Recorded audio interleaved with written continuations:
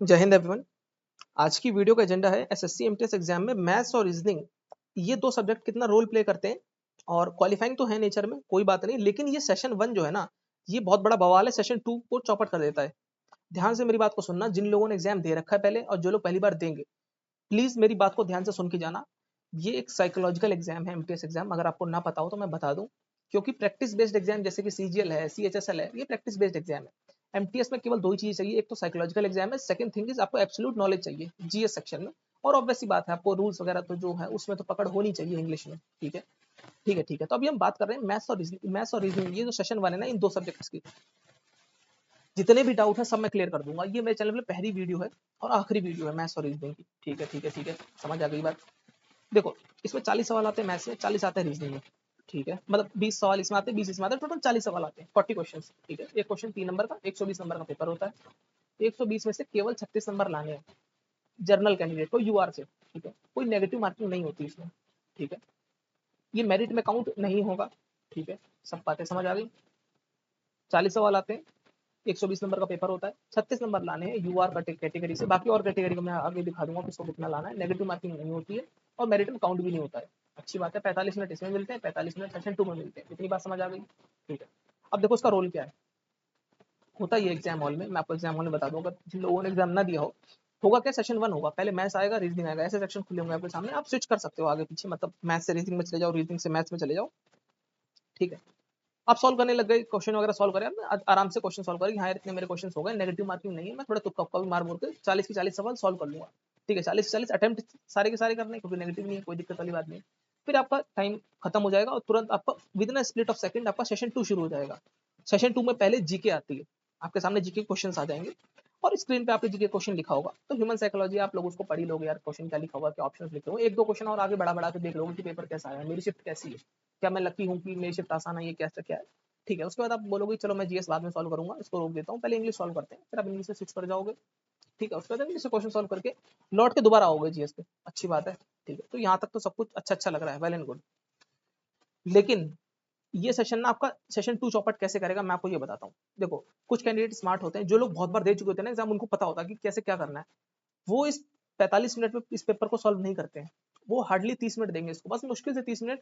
Question वो टिक कर देंगे, 20 क्वेश्चन के अराउंड वो अटेम्प्ट कर देंगे, इतने में उनका काम हो जाएगा, 60 नंबर का काम हो गया। जितने चाहिए उससे डबल नंबर ले आएंगे वो। उसके बाद बाकी क्वेश्चन में मारे तुक्के आते हैं उनको, क्वेश्चन वो कर सकते हैं, उनको पता है कि इस क्वेश्चन को मैं सही सॉल्व कर दूंगा, लेकिन उसके बावजूद उसे तुक्के मारेंगे, काम खत्म कर देंगे, हेड डाउन करके बैठ जाएंगे। वो 15 मिनट का टाइम बचाते हैं, कूलिंग ऑफ पीरियड रखते हैं। ये इकोनॉमी में कंसेप्ट होता है कूलिंग ऑफ पीरियड। थोड़ा दिमाग को शांत करते हैं। आप बोलोगे कि यार हाँ यार, जब पेपर खत्म होने वाला था 2-3 मिनट पहले मैं भी छोड़ देता हूँ, इन 2-3 मिनट में कुछ नहीं होता दोस्त।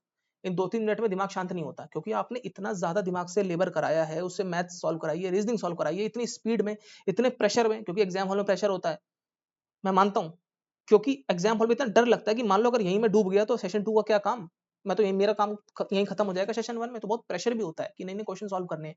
और एसएससी ऐसा करता है ना, कुछ क्वेश्चन टफ भी डाल देता है मैथ्स और रीजनिंग के। ये मत समझना कि ऐसे हलवा है कोई कर लेगा, नहीं, टफ डाल देता है। ठीक है, तो वो घबराने के लिए था कि अब घबरा जाओ। करना क्या, मुझे पता इजी इजी क्वेश्चन ढूंढने हैं, 20 क्वेश्चन मैंने अटेम्प्ट कर लिए, बाकी 20 में तुक्के मारे, सो गया। क्योंकि मुझे मुझे आते तो 40 भी 40 सवाल है, लेकिन मैं जानता हूं मैं अपना टाइम नहीं वेस्ट करूंगा, मैं टाइम बचाऊंगा 15 मिनट का। ये कूलिंग ऑफ पीरियड हो गया, अब मैं आराम से हेड डाउन कर लूंगा। और जो लड़के, मैं आप लोगों से गुजारिश करना चाहता हूँ कि अगर आपके अगल बगल में कोई मोहतरमा बैठ जाए तो प्लीज अपनी हरकतों को कंट्रोल करना, और ये मत कर फ्लॉन्ट करो, हाँ तुमने कितने करे, मैंने कितने करे, एंड ऑल दैट। प्लीज ऐसा मत करो। कूल बनने की कोशिश बिल्कुल ही मत करो, एग्जाम हाथ से चला जाएगा, नौकरी नहीं मिलेगी, फिर उड़ा के 3 पात हो जाएंगे, लौट के वहीं आ जाओगे। ठीक है, ये मैं आपको हिदायत दे दी मैंने आपको।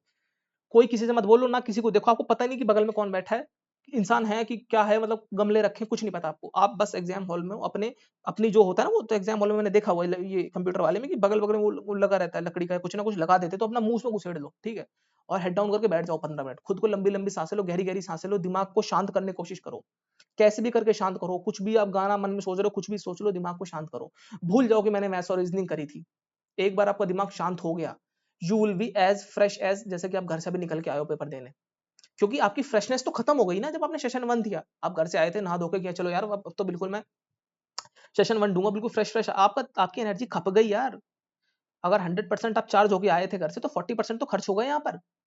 मैं ये नहीं कह रहा हूँ कि इससे होगा कि नहीं होगा, पर एनर्जी तो वेस्ट हो गई ना, इंसान की सीमाएं हैं यार। ठीक है, तो आपको एज दोबारा फ्रेश फील करना है, गहरी सांसें लो, फिर आप 15 मिनट के बाद अच्छा फील करोगे, फिर आपके सामने क्वेश्चन आएगा, भूल जाओ कि ये इसमें क्या होगा, ये तो क्लियर हो ही जाएगा, इतना तो कॉन्फिडेंस आ ही जाएगा, डोंट वरी।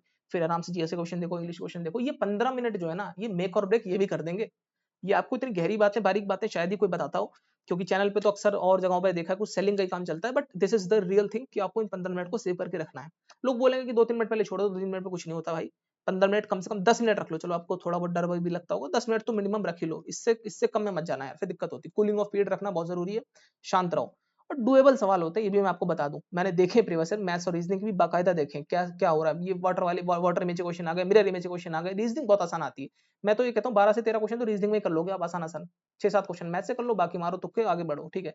तुक्के मारने तो ऐसे मारो, देखो ए समय ए कर दो, बी किसी में बी करना, कोई एक एक ऑप्शन उठा लो, सब में वही मार दो, बस बस आंख बंद करके। नेगेटिव है नहीं, कोई दिक्कत वाली बात नहीं, नेगेटिव मार्किंग नहीं है, ये बात मैं आपको ये दिखा देता हूँ, ये देखो, there will be no negative marking in session 1, ये ऑफिशियल नोटिफिकेशन में लिखा है, ठीक है, तो घबराने की कोई आवश्यकता नहीं है। ठीक है, फिर सेशन 2 आता है आपका जनरल अवेयरनेस एंड इंग्लिश। अच्छा है, फिर तो उसके बाद आपको, मैं आपको स्ट्रांगली रिकमेंड करूंगा कि पहले जाकर ना इंग्लिश को कर लेना, बिल्कुल तमीज से, प्यार मोहब्बत से, बिकॉज ये जो है ना, ये आपका बल्क ऑफ द मार्क्स यही बनाएगा। ये अपने बकेट में पहले डाल देना, इनको सेव कर लेना कि ये तो सेफ हो गए भाई साहब, ये 22-23 क्वेश्चन जो है ना, ये मेरे पक्के हो गए। अब आते हैं, अब जनरल अवेयरनेस में देखते हैं, आ जाए कितने उठपटांग क्वेश्चन, मैं कर लूंगा टैकल, बिकॉज मेरी इंग्लिश जो है वो शॉर्ट शॉर्ट रखी हुई है मेरे पास। समझ रहे हो कितना साइकिल के साथ खेलना है, बिकॉज मेरे दोस्त एक ही एग्जाम है, तुम खुद सोचो, इस दुनिया में मेरे ख्याल से इंडिया में मुझे कोई ऐसा एग्जाम नहीं दिखता जहाँ केवल एक एग्जाम है और आपको नौकरी देते हैं डायरेक्ट। पोस्ट फेज में ऐसा होता है, लेकिन ठीक है, वो थोड़ा डिफरेंट चीज है, बट ये इकलौता एमटीएस मुझे ऐसा दिखता है जहां पर आप गए, 90 मिनट में नौकरी एग्जाम दिया और आगे के 30 साल तक की नौकरी मिल गई सरकारी। तो थोड़ा थोड़ा you have to play very safely, थोड़ा तमीज से दिमाग से खेलना। ये 15 मिनट बचाने वाली बात लिख लो, इस पूरी वीडियो का मर्म सिर्फ इतना सा है, ये जो मैंने इतनी कवायद करी, इसका सिर्फ मर्म इतना सा है कि 15 मिनट 10 मिनट बचा लेना लास्ट में, सेशन 1 के बाद, ठीक है, ये 10-15 मिनट आप बचा के रखना, फिर देखना आप कितना अच्छा करोगे औरों से। वो जो सिली मिस्टेक कर देते हो ना, जो आप बोलते हो कि यार ये तो मेरे लूसेंट में लिखा था, ये तो मेरे नोट्स में लिखा था, फिर भी मैंने गलत कर दिया, वो गलतियां नहीं होंगी। आई होप मैं अपनी बात को सही से रख पाया होऊंगा। और जो लोग प्रिपरेशन का पूछते हैं कि मैथ्स का कैसे करें, रीजनिंग का कैसे करें, क्या हमको कोई कोई कोई कोचिंग की आवश्यकता है या फिर कोई बुक से पढ़े क्या करें, तो मैं बताना चाहता हूँ कि देखो, मैथ्स और रीजनिंग के लिए आप सिंपली एक काम करो, अभी फिलहाल दो दो पेपर उठा लो, 2022 के दो पेपर उठाओ, 23 के उठाओ, 24 के दो पेपर उठा लो, इनको सॉल्व कर लो, देख लो कि आप कितने नंबर आ रहे हैं। अगर आप 36 के ऊपर सेफली ला पा रहे हो, मतलब 40-50 नंबर अगर आपके आ रहे हैं, 50 मान के चलो, मिनिमम 50 आ रहे हैं, तो आप सेफ हो, ठीक है, फिर कोई दिक्कत नहीं।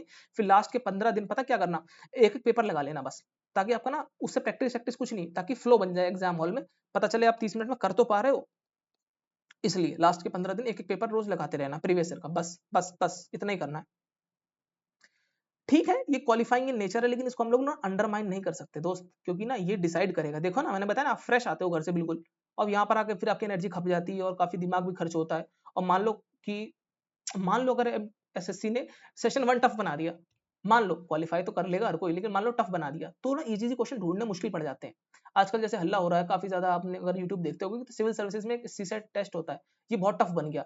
कुछ टफ नहीं बनता है, इसमें क्वेश्चन आसान होते हैं, वो छुपे होते हैं, तो ना ये लोग एकदम शौक लग जाता है लोगों को। So this is the thing, मैं आपको बताना चाहता हूँ। सेशन 1 जो है वो पहले इवेल्युएट होगा, अगर उसमें आप इतने इतने नंबर ले आओगे तो आपका सेशन 2 क्वालिफाई होगा, मतलब फिर सेशन 2 आपका चेक होगा, फिर आपकी मेरिट बनेगी उससे। इतने नंबर बोले तो 36 नंबर लाने हैं जनरल वालों को, 30 नंबर लाने हैं ओबीसी और ईडब्ल्यू को, 24 number SC ST PWD ex serviceman सबको यही 24 नंबर लाने हैं बस, 120 में से। मेरी बात समझ गए, नेगेटिव मार्किंग नहीं है, क्लियर, ठीक है। सेशन 2 से ही शॉर्ट लिस्टिंग होगी एमटीएस की। अब यूट्यूब पर आप कुछ भी कथा कहानी सुन के आए हो, मुझे उससे कोई भी सरोकार नहीं है, सेशन 2 से मेरिट बनती है, ठीक है। मान लो कि आपके 120 नंबर आए और मान लो एक दूसरे कैंडिडेट के 120 आए, अब तो दोनों लोगों के 120 आ गए, अब क्या करें, चलो अब टाई होगा, इन दोनों में से किसको नौकरी दी जाए, तो टाई में देखा जाएगा कि जीएस में कितने नंबर आए, तो आपके 41 आए, दूसरे के भी 41 आए। बोलोगे यार यहाँ भी टाई होगा, अब टाई ब्रेक कैसे होगा, पहले स्टेप में ऐसे होता है, फिर दूसरे स्टेप में क्या होगा देखेंगे, सेशन 1 में किसके ज्यादा नंबर आए, सेशन 1 में मान लो आपके 80 आए और उसके 91 आए, तो उसको जॉब मिल जाएगी, या फिर मान लो वाइसा वर्सा। तो ऐसे सेशन 1 के नंबर इस जगह पर मायने रखते हैं, इसके अलावा उसका कोई भी रोल नहीं है, बशर्ते कि आप उसको सही से दो और लास्ट में 10-15 मिनट अपने कूलिंग ऑफ पीरियड के नाम पर बचा लो, ताकि दिमाग आपका फिर से स्ट्रेंथ गैदर कर सके। जो भी लोग उलझ जाते हैं भाई, लोग इतने जज्बाती हो जाते हैं, मैं क्या बताऊं, टूट पड़ते हैं बिल्कुल रीजनिंग का, अब तो इसको ये सब नहीं करना है यार, simple, take it easy, keep it simple silly, KISS strategy अपनाओ, keep it simple silly, then only आप लाइटली होकर दिमाग को कर पाओगे। Slowly based upon the session 2 पूरी मेरिट इसी पे बनती है, चाहे हवलदार हो चाहे क्या बोलते हैं उसको, MTS हो, और हवलदार में बशर्ते आप फिजिकल स्टैंडर्ड टेस्ट और पीटी और पीएसटी को क्वालिफाई कर लो, तब इसी पे बनेगी आपकी मेरिट। ठीक है, ठीक है, ठीक है। तो ये सीन है, बाकी नोटिफिकेशन आ जाएगी तो मोस्ट प्रोबेबली यही सब कुछ रहने वाला है। आई होप मैंने अपनी बातें क्लियर कट रख दी हैं और आपको चीजें समझ आई होगी। ये बात ध्यान रखना, लिख लो कहीं पर, अगर आपने कोई ऐसी चिट नोट कोई बना रखी है ना, जो बातें आपको याद रखनी है एग्जाम से पहले, जो कि मैं हर एग्जाम से पहले बना लेता हूँ। कोई भी एग्जाम होता है जिसके लिए मैं सोचता हूँ कि इस एग्जाम को मुझे टैकल करना है, तो मैं कुछ ना कुछ इंपॉर्टेंट चीजें को ना एक चार्ट बना लेता हूँ, एक कागज सा लेता हूँ A4 साइज, उसमें लिख लेता हूँ कि ये हिदायतें हैं, ये हिदायतें याद रखनी है मुझे, बिकॉज ये और लोग याद करके नहीं जाते। मुझे उन लोगों से एज लेना है तो ये करना पड़ेगा। ये चाहिए 10 से 15 मिनट का कूलिंग ऑफ पीरियड। अब मैं बता रहा हूँ, आप 4-5 मिनट देते होगे अभी तक, 2-3 मिनट मुश्किल से उलझे रहते होगे लास्ट तक, उलझना ही नहीं, उलझना ही नहीं, उसमें दिमाग खपाना ही नहीं है भाई। क्वालिफाइंग है तो क्वालिफाइंग को क्वालिफाइंग भर की तवज्जो दो। आई होप मैंने अपनी बात रख दी होगी सही से। और कोई डाउट हो अगर मैथ्स और रीजनिंग में, अब आप सारी बातें इसी वीडियो में कमेंट करना बस, और किसी वीडियो में जाकर मतलब पूछोगे बार बार, फिर मुझे ना रिप्लाई करने में प्रॉब्लम होती है। सो और भी आपका कोई डाउट हो तो एग्जाम के रिगार्डिंग, जो भी आपका सिली से सिली डाउट हो आप पूछ लो, कोई दिक्कत वाली बात नहीं, मैं आपको बता दूंगा। एग्जाम क्लियर होना चाहिए बस। मिलते हैं आप लोगों से अगली वीडियो में, और तब तक के लिए गुड बाय, जय हिंद।